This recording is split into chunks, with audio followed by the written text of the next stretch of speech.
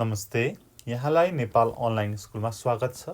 आज हामी यो भिडियोमा क्लास 9 को ग्रामर सेक्सनको क्वेशन ट्याग भन्ने पार्ट हेर्दैछौँ र यो भिडियो क्लास 9 को विद्यार्थीले मात्रै नभएर सबै लेभलको विद्यार्थीले हेर्न सक्नुहुनेछ है त। अब ग्रामर भनेपछि अब क्लास 9 लाई छुट्टै क्लास 10 लाई छुट्टै हुने भएन हैन, रुल त एउटै हो हैन, कतिको लेभलमा पढ्ने भन्ने कुरा मात्रै हो है त। ल त्यति भन्दै मैले सुरु गरेँ। अब क्वेशन ट्याग भनेको के हो त फर्स्टमा भन्ने कुरा बुझौँ है। क्वेशन ट्यागलाई नेपालीमा पुछ्रे प्रश्न भनेर भनिन्छ हैन, जुन चाहिँ अब तपाईले बुझिहाल्नुभयो सेन्टेन्सको लास्टमा आउने चाहिँ क्वेशन।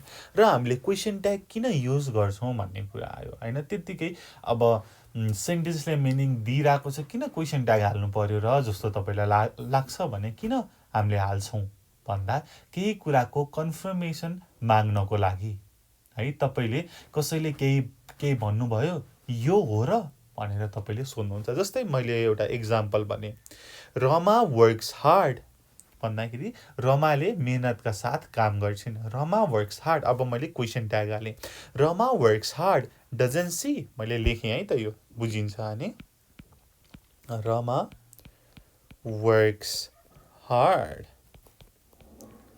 डजन्ट सी भनेर भने हो। यो डजन्ट सी चाहिँ क्वेशन ट्याग हो। किन युज गर्यौँ त भन्दाखेरि हामीले कसैबाट कन्फर्मेसन माग्नको लागि। रमा वर्क्स हार्ड त हो, डजन्ट सीले चाहिँ उसले मेहनतका साथ काम गर्छ र भनेर कसैसँग सोधिएको। तपाईँ र म कुरा गर्दैछौँ भने मैले भने Rama works hard doesn't she भनेदेखि तपाईँले भन्नुहुन्छ यस सी वर्क्स हार्ड भनेर तपाईँले एन्सर दिनुहुन्छ। तपाईँले चाहिँ हो कि होइन भनेर चाहिँ मलाई प्रतिउत्तर दिनुहुन्छ। मैले तपाईँलाई हो त भनेर कन्फर्मेसनको लागि सोध्छु। मलाई डाउट लागेको छ भनेदेखि मैले चाहिँ क्वेशन ट्याग युज गरेर सोध्छु। ओके, र अब क्वेशन ट्याग कसरी लेख्ने भन्दाखेरि at the end of the sentence there should be comma है त। सेन्टेन्सको लास्टमा चाहिँ कमा हुनु पर्यो। त्यसपछि a tag should begin with small letter. जहिले पनि ट्याग स्मल लेटरबाट सुरु हुनु पर्यो। तपाईले क्यापिटल लेख्न पाउनु भएन। र अर्को भनेको पोजिटिभ स्टेटमेन्ट। पोजिटिभ स्टेटमेन्ट छ भने यसको नेगेटिभ ट्याग हुन्छ। नेगेटिभ ट्याग हुन्छ। र नेगेटिभ स्टेटमेन्ट छ भनेदेखि यसको पोजिटिभ ट्याग हुन्छ। यसको पोजिटिभ ट्याग हुन्छ। जस्तै माथिको एक्जाम्पल हेर्नुहोस् न, रमा वर्क्स हार्ड भनेको पोजिटिभ कि नेगेटिभ? अभियसली पोजिटिभ हो, यसमा नेगेटिभ केही पनि छैन। रमा वर्क्स हार्ड भनेपछि नेगेटिभ ट्याग हुनु पर्यो डजन्ट सी भनेर। अब यस्तै गरी म यो नेगेटिभ स्टेटमेन्टको एउटा एक्जाम्पल दिन्छु। They don't go to the cinema. They don't go to the cinema भनेपछि यो कुन स्टेटमेन्ट हो त भन्दाखेरि नेगेटिभ स्टेटमेन्ट हो। भनेपछि पोजिटिभ ट्याग हुनु पर्यो। डोन्टको do they don't go to the cinema do they भनेर भन्नु पर्यो। ठिक छ। अनि यो हामीले क्वेशन ट्यागलाई भन्दाखेरि चाहिँ हामीले बोल्दाखेरि है तपाईँले जुन प्रोनाउन्सिएसन गर्नुहुन्छ यसमा चाहिँ स्ट्रेसको कुरा हेर्नुपर्छ है। अब क्वेसन सोधेको चाहिँ जसरी they don't go to the cinema do they भनेर यसरी सोध्नुपर्छ है त। ओके, र अब हामीले क्वेसन ट्याग भन्यो। क्वेसन भनेपछि क्वेसन मार्क त छुट्टै नै कुरै भएन। र अब हामीले यहाँनिर जहिले पनि कन्ट्र्याक्टेड फर्म युज गर्छौँ है त, सानो फर्म। जस्तै इज नटको इजन्ट। Similarly, must not को mustn't, do not, don't, did not, didn't,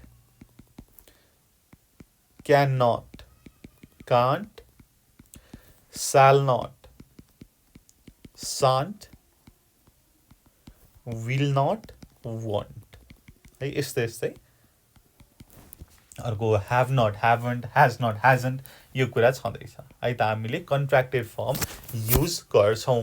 र क्वेशन ट्याग जहिले पनि प्रनाउनमा लेख्नुपर्छ।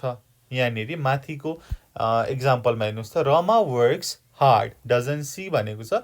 यो सीले कसलाई जनाएको हो त? रमालाई जनाएको हो है।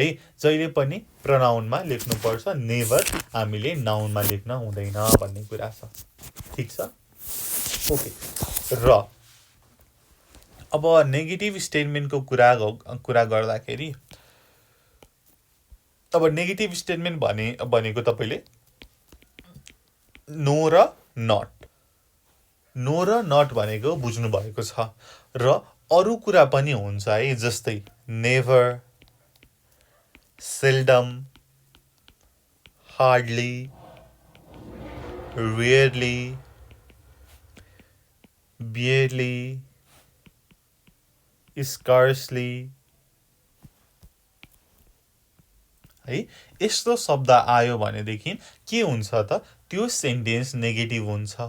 र जहिले पनि नेगेटिभ स्टेटमेन्ट भन्ने बित्तिकै पोजिटिभ ट्याग लेख्नु पर्ने कुरा त थाहा भइसक्यो तपाईँलाई। अब अर्को नेगेटिभ स्टेटमेन्ट कस्तो हुन्छ त? कस्तो शब्द आयो भन्दाखेरि nobody, nobody, no one, none, neither of, plus अब यहाँनिर नाउन आउने भयो है। ठिक छ, यो आयो भनेदेखि पनि तपाईँले के गर्नुहुन्छ त भन्दाखेरि यसको पछाडि पोजिटिभ ट्याग लेख्नुहुन्छ, किनकि यिनीहरूले चाहिँ नेगेटिभ स्टेटमेन्टलाई चाहिँ जनाउँछ र हामीले पोजिटिभ ट्याग लेख्नुपर्छ भन्ने कुरा भयो। अब मैले प्रनाउन, सब्जेक्ट र प्रनाउनलाई कुरा गर्दाखेरि, अब सब्जेक्टमा दिस अथवा द्याट आयो भने तपाईँले प्रनाउनमा इट भनेर लेख्नुहुन्छ, र यसको प्लुरल दिज अथवा दोज आयो भनेदेखि they, similarly something, anything, nothing, everything, thing है त। थिङ भन्ने बित्तिकै इट आउने भयो। र समबडी मैले पुरै लेखिनँ है त, somebody, anybody, nobody, no one भनेर आएपछि तपाईँले दे लेख्नुहुन्छ। यति कुरा त तपाईँलाई थाहा छँदैछ। एन्ड अर्को कुरा के त भन्दाखेरि, अब केटा मान्छे पुरुष मान्छेलाई जनायो भने हि होइन, फिमेललाई जनायो भनेदेखि सी, त्यो त मैले भन्नु परेन होइन। रामहरि आयो भने हि, सीता गीता आयो भने सी, त्यति कुरा भयो है। अब अर्को एउटा इक्जाम्पल दिन्छु म, रुल नै भनौँ न यसलाई। Let's not sit here, shall we? त्यसपछि let's listen to the news, shall we भन्ने कुरा छ। र तपाईँले यहाँ जान्नु पर्यो के त भन्दाखेरि, लेट्स आउने बित्तिकै तपाईँले अरू कुरा हेर्नु परेन है। लेट्सको चाहिँ जहिले पनि एफर्मेटिभ ट्याग हुन्छ, पोजिटिभ ट्याग हुन्छ। Let's not sit here, shall we?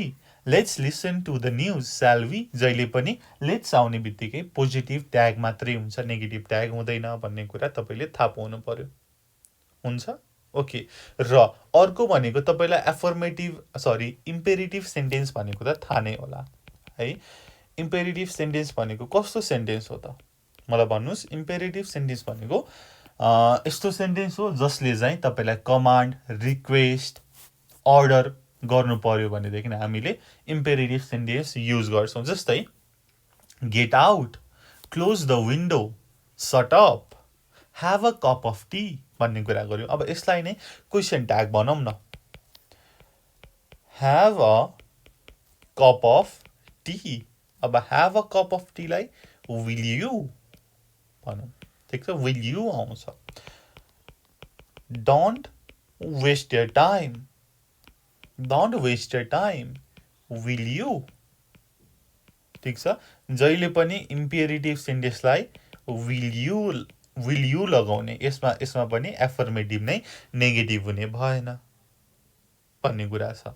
र अर्को एउटा इम्पोर्टेन्ट चिज भनेको है, म्याक्सिमम झुक्किने है, यस्तो यो प्लस verb1 or rather र apostrophe D plus verb3 or better भनेर आयो भने यो भनेको के हो त भन्ने कुरा चाहिँ झुकिन्छ है। यो भनेको would हो। जहिले पनि apostrophe D plus verb1 आउने बित्तिकै would, apostrophe D plus verb3 or better आउने बित्तिकै had है। यसले चाहिँ हामीले क्वेशन ट्याग लेख्दाखेरि चाहिँ झुकिन्छ। जस्तै यो अब यो के हो आफै अहिले पत्ता लगाउनु होला है त। rather watch it यसको क्वेशन ट्याग लेख्नु पर्यो। Similarly, they apostrophe D climbed Mount Everest यो कुरा छ। अब यसमा हामीले माथि रुल पढेको अनुसार यसको क्वेशन ट्याग के हुन्छ त? एपोस्ट्रोफी डी प्लस रादर आउने बित्तिकै वुड हो। वुडको अब यो पोजिटिभ स्टेटमेन्ट छ, नेगेटिभ ट्याग लेख्नु पर्यो। You would rather watch it, wouldn't you? Wouldn't you? र दे एपोस्ट्रोफी डी क्लाइम्ड भनेपछि verb 3 भनेको ह्याड हो। They had climbed Mount Everest, positive statement, negative tag. Hadn't they भनेर लेख्ने हुन्छ। यसरी हामीले गर्न सकिन्छ। अब यसको अब मैले माथि थोरै यहाँ लिएको छु। यो कुरा बुझ्नु पर्यो कि पोजिटिभ स्टेटमेन्ट, नेगेटिभ ट्याग भन्ने कुरा। रितु कान्ट स्ट्यान्ड इट भनेको के हो त? पोजिटिभ स्टेटमेन्ट कि नेगेटिभ स्टेटमेन्ट? फर्स्टमा हामीले त्यो हेर्नु पर्यो। नेगेटिभ स्टेटमेन्टको पोजिटिभ ट्याग हुनु पर्यो भनेपछि कान्टको can see. Ritu can't stand it, can see. Ritesh never watches television a lot भनेको यसले के बुझिन्छ त? रितेशले कहिले पनि धेरै टिभी हेर्दैन भन्ने बुझिन्छ। भनेको हेर्दैन भनेपछि नेगेटिभ है। यहाँनिर नट छैन, नो छैन, त्यही पनि यो के भयो त? नेगेटिभ स्टेटमेन्ट भयो। मैले यहाँ तल लेखेकै छु, नेभर आउने बित्तिकै नेगेटिभ। सो नेगेटिभ स्टेटमेन्ट छ, मैले एनएस लेखेँ, यसको पोजिटिभ ट्याग हुनु पर्यो पिटी होइन। पोजिटिभ ट्याग भनेपछि वाचेस भनेपछि प्रेजेन्टमा छ, डज आउने भयो किनकि यहाँनिर रितेश भनेको हि छ। Does he? Ritesh never watches television a lot, does he? Ram and Sita are going to school भनेपछि पोजिटिभ स्टेटमेन्ट, नेगेटिभ ट्याग हुनु पर्यो। ठिक छ। राम एन्ड सीता भनेपछि दुईजना भयो, यहाँ आर छ, so aren't they? Ram and Sita are going to school, aren't they? Everybody loves music, everybody भनेपछि के आउने भयो त? यसको के त प्रोनाउन दे आउने भयो। अब फर्स्टमा यो पोजिटिभ हो कि नेगेटिभ हो भन्ने कुरा हेरौँ। अब एभ्रिबडी लभ्स म्युजिक, सबैलाई म्युजिक मनपर्छ भनेपछि पोजिटिभ स्टेटमेन्ट, नेगेटिभ ट्याग। हेरौँ त के हुन्छ त यसको? एभ्रिबडी लभ्स म्युजिक, दे आएपछि डोन्ट दे आउने भयो। मैले यहाँ तल भनेको छु, यहाँनिर समथिङ, एनिथिङ, नथिङ, एभ्रिथिङ आयो भने इट, समबडी, एनीबडी, त्यसपछि नोबडी, नन, नो वान आयो भनेदेखि दे। सो यो भयो। नथिङ ह्यापन्ड, केही पनि भएन भनेपछि negative statement, positive tag. Nothing happened, अब नथिङको लागि इट आउने भयो। ह्यापन्ड भनेपछि पास्टमा छ, did it? Everything is okay, everything is okay भनेपछि थिङ आयो, थिङ आउने बित्तिकै it, positive statement, negative tag, isn't it? There is a crow भनेपछि positive statement, negative tag, there is a crow, isn't there हुने भयो। Isn't there? त्यहाँ छैन र भनेर सानो क्वेसन सोधिएको। ठिक छ। क्रिस रेड द बाइबल, यो कुन चाहिँ टेन्समा छ त भन्दाखेरि पास्ट टेन्समा छ। यो प्रेजेन्टमा भएको भए क्रिस रिड्स द बाइबल हुन्थ्यो भनेपछि यो केमा छ? पास्टमा छ। पास्ट भन्ने बित्तिकै डिड आउने भयो। डिडन्ट किन त? Positive statement, negative tag. Didn't, अब क्रिस भनेको हि, डिडन्ट हि भन्ने कुरा भयो। ठिक छ, ओके।